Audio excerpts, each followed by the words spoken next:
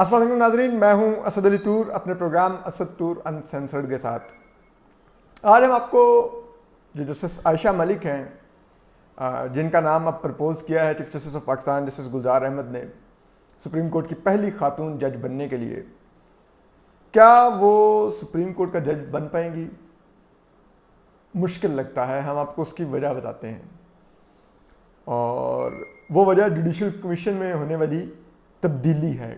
हम आपको वो आज बताएंगे, बड़ी खबर होगी और इससे जुड़ी बहुत बड़ी बड़ी आज हम आपको इंसाइट्स देंगे। जबकि हम जस्टिस आयशा मलिक का भी बताएंगे, मोअज़्ज़ज़ जस्टिस आयशा मलिक कौन हैं और कैसा उनका कंडक्ट है, कुछ उनके बारे में हम आपको तफसीलात बताएंगे। इसी तरह हम आपको आज ये भी बताएंगे कि किस तरह से नूर मुकद्दम के पास पोस्टमार्टम रिपोर्ट जो है वो ये वाज़े करती है कि नूर मुकद्दम के कत्ल में सिर्फ ज़ाहिर जाफ़र दरिंदा ने इन्वॉल्व, उसके पेरेंट्स भी इन्वॉल्व हैं। हम आपको ये भी आज बताएंगे, बड़ा इंकशाफ। इसके अलावा हम आपको ये भी बताएंगे आज के जो मुईद यूसुफ हैं, किस तरह से वो झूठ बोलते हैं। आज हम आपको ये भी बताएंगे, पूरा सच नहीं बोलते और आधा सच झूठ ही होता है।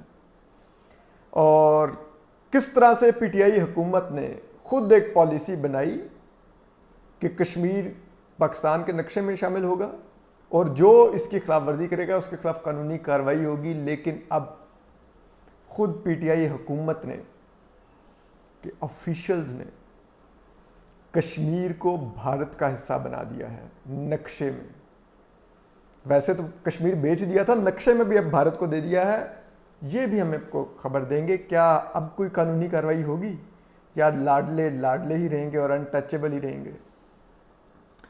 तो चलिए सबसे पहले हम आगाज़ करते हैं इसी से। ये जो डिजिटल मीडिया विंग की एक मज़का खेज और घटिया सी रिपोर्ट आई है, डिजिटल मीडिया विंग के अपने मेरिट के मुताबिक उसके मेरिट को वायलेट करके जो वहाँ पे इमरान गज़ाली जो अपना एक टाउट था उसको जो नवाजा गया है, तो उसमें अब आप देखिए उस इमरान गज़ाली ने उसने कश्मीर को भारत का हिस्सा दिखा दिया नक्शे में, जो वो बनाते रहे हैं, आप अंदाज़ा कीजिए। और मुईद यूसुफ जो इस पॉलिसी का खालिक था कि ठीक है भारत कश्मीर ले गया, हम नक्शे में लेके अपने नाम करके नाचते कूदते रहते हैं, वहां हमको धोखा देते हैं, उसने तायद भी कर दी कि हाँ कश्मीर भारत का हिस्सा है। किस तरह से? प्रेस कॉन्फ्रेंस में बैठ के वो बगैर पढ़े रिपोर्ट बैठ के और वही नक्शा भारत का हिस्सा दिखा रहा है। अब कानून के मुताबिक तो यहाँ पर कार्रवाई बनती है, क्योंकि पाकिस्तान खुद कहा था कि अगर अब कोई भी नक्शा कहीं पे पब्लिश हुआ, टीवी पे चला, कहीं पर भी किसी ने सरकारी इदारे में या दफ्तर में या प्राइवेट में या निजी शहरी ने कहीं पे पोस्ट किया जिस नक्शे में कश्मीर पाकिस्तान का हिस्सा ना हुआ, तो उसके खिलाफ कार्रवाई होगी। तो क्या अब इमरान गज़ाली और मुईद यूसुफ के खिलाफ कार्रवाई होगी? ये हमें गद्दार और मुल्क दुश्मन करार दे रहे थे, खुद इन्होंने जो किया है उसका कौन जवाब लेगा, बताइए। तो उसके अलावा मैं कल रात को डॉक्टर मुईद यूसुफ का वसीम बदामी हैं उनको इंटरव्यू सुन रहा था। उसमें उन्होंने फरमाया कि आप सोचिए कि जो पाकिस्तानी फ़ौज के खिलाफ यहाँ पर बोला जाता है, अमेरिका में अमेरिकी फ़ौज के खिलाफ बोला, मुझसे ज़्यादा अमेरिका का किसी को नहीं पता। एक तो इमरान खान साहब को मगरब का और बरतानिया का और यूरोप का बहुत पता है, और मुईद यूसुफ साहब कहते हैं कि मुझे अमेरिका। इस एक तो पूरी हुकूमत की ये मैं नहीं ख़त्म होती कि मुझे सबसे ज़्यादा पता है, ठीक है। हालांकि ऐसा जाहिलों का ये टोला इकट्ठा हुआ है, वो भी खैर। तो मुईद यूसुफ साहब कहते हैं कि वहाँ पर अगर अमेरिका में कोई अमेरिका की फ़ौज के बारे में इस तरह कहता कोई पॉलिटिशियन या कुछ, तो आप देखते उसके साथ क्या होता। डॉक्टर साहब पूरा सच बोला कि नहीं? ये भी बताते हैं कि अगर अमेरिका की फ़ौज पॉलिटिक्स में हिस्सा लिया करती और इलेक्शंस मैनिपुलेट किया करती, पॉलिटिकल पार्टीज तोड़ा करती, बनाया करती, तो फिर उस फौज के साथ क्या होता। पूरा सच बोला कीजिए। लेकिन आप पूरा सच नहीं बोलते। आपको जो जितने पैसे डाल दे, पहले अमेरिका पैसे डाल रहा था तो आप उनके थिंक टैंक में उधर बैठे हुए थे, अब हमने आपके मुंह में पैसे डाल दिया इधर बैठ के, हमारे मुख्तदर हलकों का बयानियाँ बोलने लग गए हैं तोते की तरह, टैं टैं, आपका अपना कोई दिमाग ही नहीं है। पूरा सच बोलिए ना, क्या हो गया? कुछ नहीं होता, सच बोलिए। तो बहरहाल अब हम उससे आगे आते हैं, वो हैं उनकी नूर मुकद्दम की पोस्टमार्टम रिपोर्ट। अब नूर मुकद्दम की पोस्टमार्टम रिपोर्ट में एक तो नूर मुकद्दम से इस दरिंदे ज़ाहिर जाफिर की तरफ से ज़्यादती साबित हुई है। दूसरा, वो पोस्टमार्टम रिपोर्ट कहती है कि ये 4 घंटे लगे इस दरिंदे ज़ाहिर जाफिर को नूर मुकद्दम को कत्ल करते हुए। क्यों? क्योंकि उसके पास जो छुरी थी वो एक घरेलू छुरी थी और वो भी ख़राब थी। अब सोचें, एक टूटी हुई छुरी से ये नूर मुकद्दम को उनके सीने पे, उनके जिस्म पर जख्म लगाता रहा और फिर उनकी गर्दन काटता रहा। 4 घंटे इसको लगे। 4 घंटे में इसने बेदर्दी से, दरिंदगी से उस मासूम बच्ची को कत्ल किया। लेकिन इस 4 घंटे में अगर देखें तो ये वक्त उसके फौरी बाद शुरू होता है जब वो सीसीटीवी फुटेज में देखा जा सकता है कि नूर जान बचाने के लिए बालकोनी से कूदती हैं और उस घर से फरार होने की कोशिश करती हैं, लेकिन गार्ड्स दरवाज़ा नहीं खोलते और फिर ये दरिंदा आता है और नूर जाफिर को घसीट के वापस अंदर ले जाता है। और उसके फौरी बाद इसने नूर जाफिर को उनको नूर मुकद्दम को, उस मासूम बच्ची को कत्ल करने का अमल शुरू कर दिया। ठीक, उस दौरान बार बार इसकी अपनी माँ और अपने बाप से बात होती थी, यानी कि ये साथ साथ वो 4 घंटे में कत्ल कर रहा था और साथ साथ माँ बाप से बात भी कर रहा था। तो कैसे हो सकता है इसके माँ बाप को इल्म नहीं था कि हमारा दरिंदा बच्चा एक मासूम बच्ची को कत्ल कर रहा है। और फिर वो लोगों को कॉल करके अपने दोस्तों को कहते रहे, आज जो जाहिद किशोरी की रिपोर्ट है उसके मुताबिक कि आप इसको एक डकैती का रंग दें किसी तरह। अपने दोस्तों को फ़ोन करके थे कि जाहिर के ऊपर डकैती की कोशिश हुई है हमारे घर में, तो जाहिर ने एक डकैत को भी मार दिया और लड़ाई हुई है, बड़ी मारपीट हुई है। ठीक है, लेकिन हो रहा क्या था? नूर मुकद्दम ज़िबा हो रही थी। ये है इसके जाकिर जाफर और असमत जाफर का घनौना किरदार। तो हम देखते हैं अब तफ्तीशी हुकाम इन बाअसर लोगों को कैसे अंजाम तक पहुंचाते हैं। इसके बाद अब हम आ जाते हैं, एक बड़ी ही दिलचस्प मूव हुई है सुप्रीम कोर्ट में। Supreme court justice Mazhar Mohammad Ali Mazhar को, जो सिंध हाई कोर्ट से 5वीं पोजीशन से थे, उनको एलिवेट करने के बाद एक शदीद तनाव का शिकार है। और अभी जुडिशल कमीशन ने जस्टिस अहमद अली शेख, जो chief justice of Sindh high court है, उनको एडहॉक जज मुकर्रर करने की भी मंजूरी दी थी मशरूत, लेकिन वो उन्होंने डिक्लाइन कर दिया कि वो नहीं एडहॉक जज बैठना चाहते सुप्रीम कोर्ट में। इससे भी एक बड़ी सुबकी हुई है जुडिशल कमीशन को, क्योंकि जुडिशल कमीशन के 9 अरकान में से 4 अरकान जस्टिस काजी फाइज़, जस्टिस मकबूल बाकर, जस्टिस रिटायर्ड दोस्त मोहम्मद खान और पाकिस्तान बार कौंसिल वाज़े तौर पर सीनियरिटी के प्रिंसिपल को आगे प्रेफर करने के हामी हैं। और उनका ये कहना है कि अगर किसी जूनियर जज को लाना है तो उसका क्राइटेरिया डिफाइन किया जाए, और क्राइटेरिया डिफाइन किया जाए और प्रॉपर रीज़न दी जाए कि इसको क्यों लाया जा रहा है, जो कि जस्टिस मोहम्मद अली मज़र के केस में उस तरह से नहीं खुलकर सामने आ सका। तो उसके बाद से ये एक ठनी हुई है सीनियरिटी के प्रिंसिपल पर। इन हालात में जस्टिस आयशा मलिक, जो लाहौर हाई कोर्ट की सीनियरिटी लिस्ट में 4थे नंबर पर जज हैं, बड़ी अच्छी जज हैं। हम ये नहीं कह रहे कि उनकी हम इंटेग्रिटी या उनकी उस पर मेरिट पर हम क्वेश्चन कर रहे हैं कि उनकी मेरिट कह रहा हूँ, वो कॉम्पिटेंस पर। लेकिन इन हालात में अब chief justice of Pakistan justice Gulzar Ahmed ने रिटायर होने वाले जस्टिस मुशीर आलम की जगह पर जस्टिस आयशा मलिक को नामजद कर दिया है, और उसके लिए 9 सितंबर को इजलास तलब कर लिया है कि उसमें इनके नाम की मंजूरी का फैसला किया जाए। अब दिलचस्प बात है, पहले तो जैसा जस्टिस आयशा मलिक का बैकग्राउंड बताते हैं, जैसे वो हम आखिर बताते हैं। अब ये जो जस्टिस 9 सितंबर को इजलास होने जा रहा है, ये बड़ा अहम है। एक तो ये है कि बार कौंसिल्स में अब ये बहस चल निकली है कि दरअसल जो हम सीनियरिटी के प्रिंसिपल को बहुत ज़्यादा एडवोकेसी जिसकी कर रहे थे, उसको चेकमेट दिया गया है जस्टिस आयशा मलिक को नामजद करके। क्योंकि अब अगर जस्टिस आयशा मलिक की भी सीनियरिटी की बुनियाद पर एलिवेट होने की अगर मुखालफत की जाएगी, तो हम पर तनकीद करवाई जाएगी कि हम एक खातून जज नहीं देखना चाहते सुप्रीम कोर्ट में। तो इसलिए ये नाम प्रपोज किया गया है। और ये बड़ा अफसोसनाक है कि एक काबिल जज को एक पाकिस्तान की अदालती और कानूनी पॉलिटिक्स जो इस वक्त शदीद तनाव का शिकार है उसमें उनके कैरियर को मुतनाज़ा करने की कोशिश की गई है। तो ये बार कौंसिल्स में ये चिट चैट चल रही है। और इसके अलावा जो सिंध हाई कोर्ट बार के सदर हैं सलाउद्दीन अहमद, कल उन्होंने भी एक बड़ा इंटरेस्टिंग ट्विटर पर थ्रेड दिया। उनका भी ये कहना था कि फिर हम तो सीनियरिटी की बात कर रहे हैं, तो क्यों जस्टिस अतर मनिल्ला जो 3 साल से ज़्यादा हो गए चीफ जस्टिस हैं इस्लामाबाद हाई कोर्ट के, जस्टिस अहमद अली शेख जो 4 साल से ज़्यादा हो गए सुप्रीम कोर्ट के और सिंध हाई कोर्ट के चीफ जस्टिस हैं, इनको क्यों नहीं सीनियरिटी की बुनियाद पर देखा जा रहा। और इसी तरह दीगर फरिया अजीज़ हैं, दीगर इसी तरह की जो प्रोग्रेसिव वॉइसेस हैं जो कानून को समझती हैं, उनका भी यही कहना है कि सीनियरिटी के प्रिंसिपल को देखा जाए या फिर कोई क्राइटेरिया डेवलप किया जाए जो बताए कि ये जज इस बुनियाद पर जूनियर होने के बावजूद लाया जा रहा है सुप्रीम कोर्ट में, जबकि अभी तक ऐसा कोई क्राइटेरिया मौजूद नहीं। ये पिक एंड चूज बन गया है आपकी पसंद नापसंद की बुनियाद पर। तो अब ये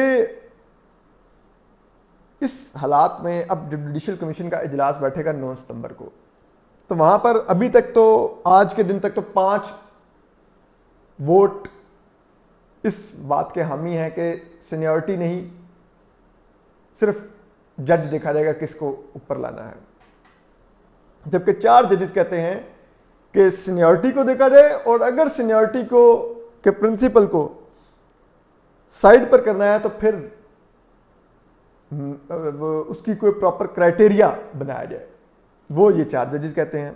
तो टेक्निकली आज के दिन तक तो 5 वोट ऐसे हैं जो जस्टिस आयशा मलिक की हिमायत कर सकते हैं, लेकिन 17 अगस्त के बाद ये वोट 4-4 हो जाएंगे जुडिशल कमीशन में और एक नया मेंबर आ जाएगा। अब हम आपको इस नए मेंबर की तरफ लेके चलते हैं। 17 अगस्त के बाद जस्टिस मुशीर आलम रिटायर हो जाएंगे। जस्टिस मुशीर आलम भी 13 जुलाई तक तो सीनियरिटी के प्रिंसिपल को फॉलो करने के हामी रहे थे, लेकिन 13 जुलाई के बाद अचानक ही उन्होंने अपनी साइड बदली और 26 जुलाई 28 जुलाई और ये पिछला जो जुडिशल कमीशन का इजलास हुआ इसमें उन्होंने उन 4 वोटों का साथ दिया जो 5वें नंबर के जज को एलिवेट करना चाहते थे। तो अब जस्टिस मुशीर आलम जब रिटायर होंगे तो सुप्रीम जुडिशल काउंसिल के जो अगले मेंबर बनेंगे, जो जस्टिस मुशीर आलम को सुप्रीम जुडिशल काउंसिल में सुप्रीम जुडिशल काउंसिल कह रहा हूं, जुडिशल कमीशन में जो रिप्लेस करेंगे वो होंगे जस्टिस सरदार तारिक मसूद।